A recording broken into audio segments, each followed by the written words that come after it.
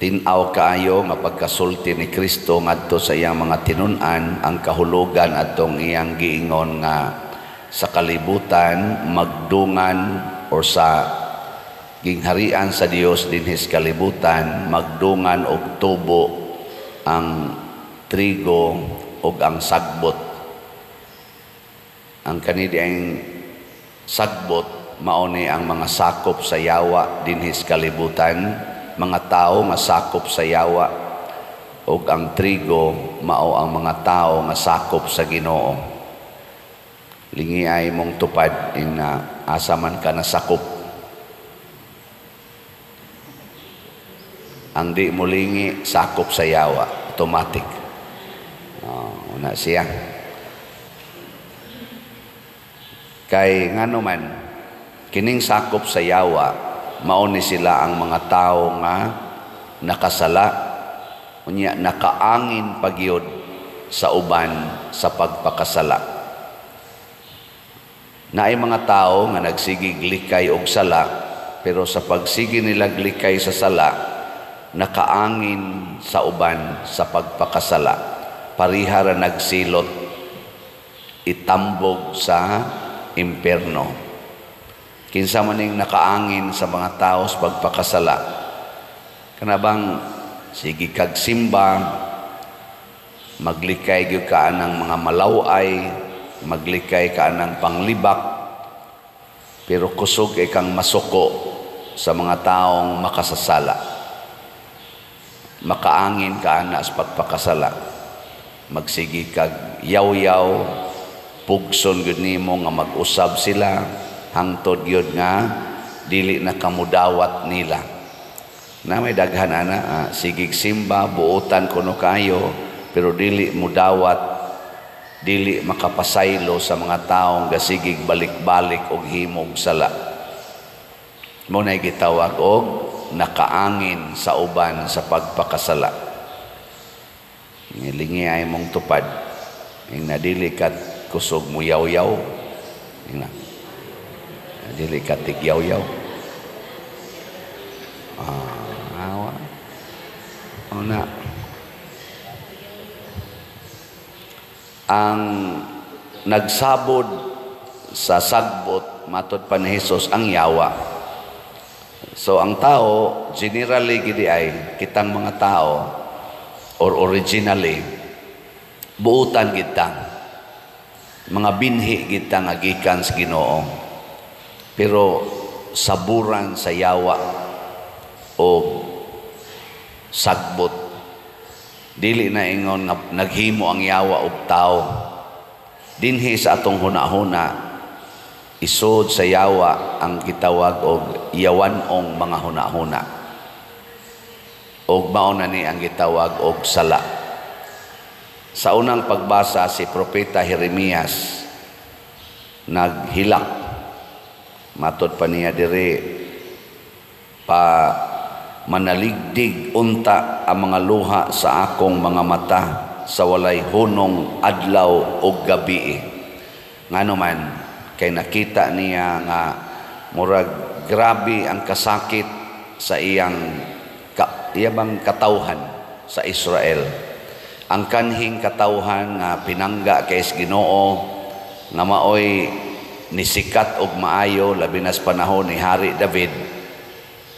Karon pulos na nagantos, gipamatay, matod pa niya dinhi mga haya sang mga nangamatay og ang kagubot, ang kasakit. Nagampo kuno siya kalinaw pero imbis kalinaw, way kalinaw nga miabot. Naglaom kuno siya sa kaayuhan apan kalisang na hinuon. Di ba murag mao man nahitabo ros kalibutan? Imbis kalinaw, gubat. Imbis kaayuhan, mga lunop, mga linog. Mao na hinoy niabot, mga bagyo. Ngano man tungod kay ang mga tao nagsigi na og pabilin sa sala. Mao nang niingon diri sa Propeta Jeremias, ayaw hikalimti ang imong mga saad. Pero sa wapasya mo hangyo sa Ginoo nga ayaw kalimti ang imong saad nga imo gidming atimanon, iya sang gisugid dire. Matod pa niya, gisugid namo ang among sala kanimo Ginoo. Ingon man ang mga sala sa among mga katigulangan, nakasala kami kanimo. So kining mga sagbot mauni ang mga taong dili gyud maghinulsol sa sala. Kanabang stubborn, padayon gyud sila nga sagbot. Para nang magpuyo-puyo atong ingnon nga hunungan na inyong sala, niya mo ingon gyud, di madapader, magpakasal raman gyud mi, na naman gyud mi plano, anus aman na, og naa na mi kwarta. Anus aman do na mo'y kwarta, magtigom usa. Amo na gitawag og stubbornness. Bisan gani ka ng pag-ingon, magpakasal man mi pader mga 2 years from now, na naman mi plano. Di, gyapon na mao, sagbot gyapon ka. Hilingay mong tupad. Ing naon saroy imong sa nagibuhat. Saroy imong sala. Ina. Ngutan abay naon sa isa ni moron. Musulti gani isa siyang sala, kana trigo na siya. Pero kung yung gani, secret na. Ngutan naman ka sa kung sa atimana ng imo diha. Kuha na siya. Sagbot na. Sagbot. Una, importante day kayo nga isugid, ikumpisal ang atong sala. Kamong mga bana, ikumpisal ang inyong sala nganhas inyong asawa. Mga asawa, ikumpisal ang inyong sala nganhas inyong bana. Una pa ninyo ikumpisal nga rispari for sacramental forgiveness. Nindot no? Ang bana di na gyud mamakak sa asawa, musulti na gyud. Nagiluod na siya naong siyang asawa. Kamo mga asawa, og sultihan mo sa inyong bana nga, luod na kay kagnaong day.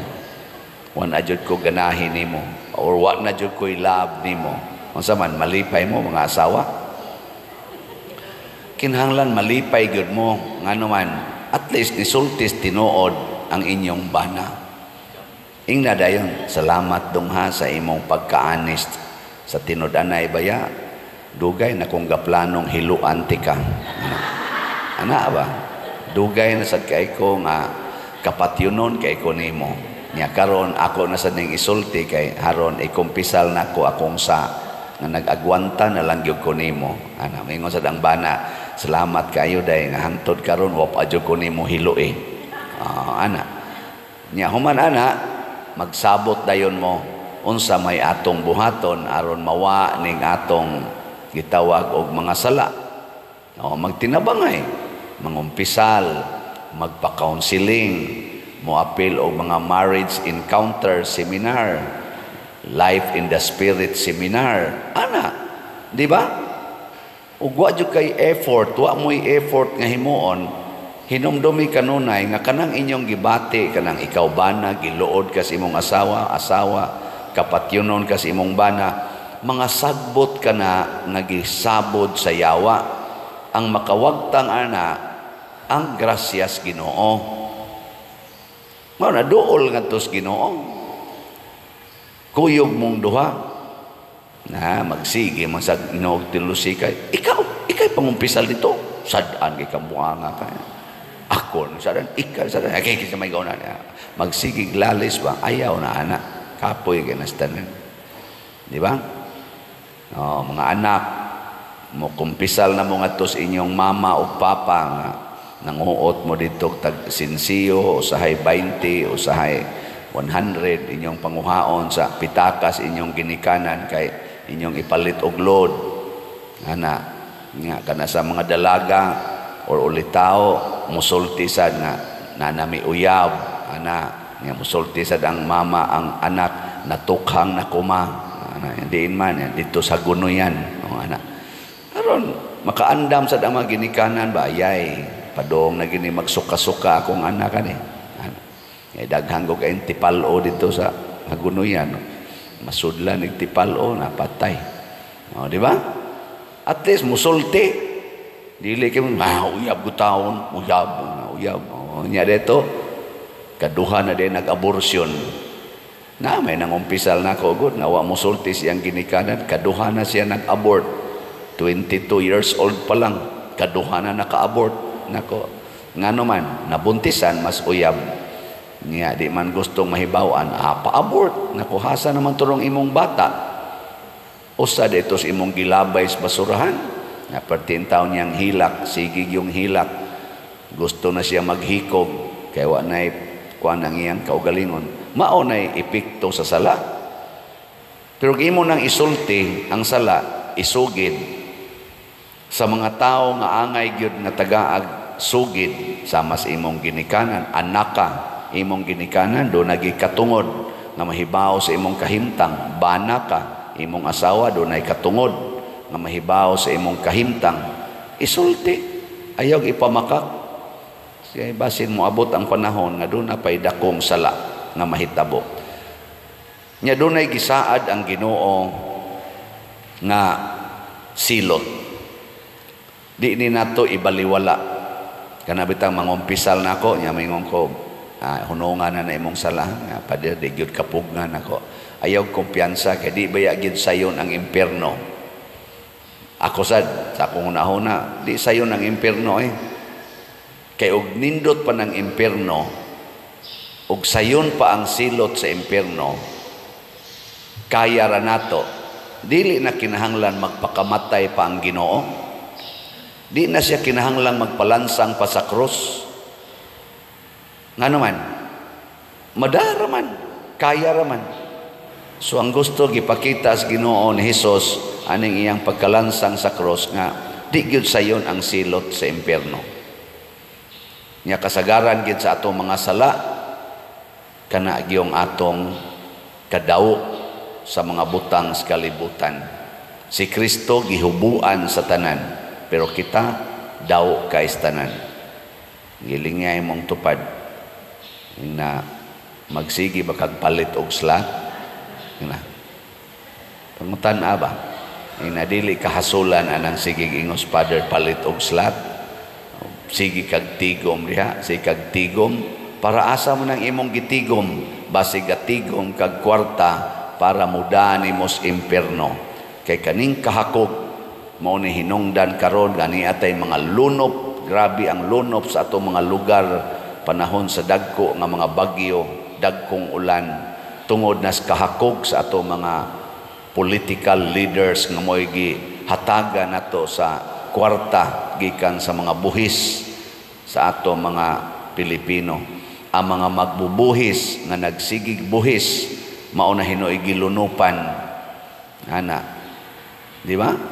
Mura bag imbis nga atimanon ta lunop na noon tungod anang kahakog anang kwarta mao sa nay hinungdan nga kaning gubat siging gubat ang atong mga nasod dinhi sa ato mao sa nay hinungdan aning way hunong away sa atong mga politicians apil naming mga pari nag-away na tungod gihapos kwarta kahakog anang kwarta kuyaw kay nay mao bitana nga ako gid mong dasigon nga ipalit na lang nagslat ngano man maibot ang imong kahakog sa kwarta at least ba nya imo pa jong gihatag sa simbahan porting daghanang grasya mo abot mahimo na kang trigo dili na ka sagbot gilas nga lingi sa imong tupad ingna himuon ti kang trigo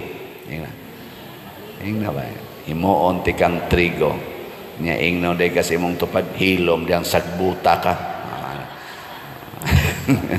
so magtinabangay tang mahimo tang trigo nga dili ta maabutan atong bukuson ta nya ilabay tang atos kayo nindot tong matod pa diri og ang mga iya sa Dios mosidlak daw adlaw didto sa gingharian sa Dios mosidlak ba ayaw pagpasigig pasidlak anang imong naong siging paputi di ba na maong sidlaka dunay sidlak sa naong didto sa gingharias langit. Kadtoy huwata.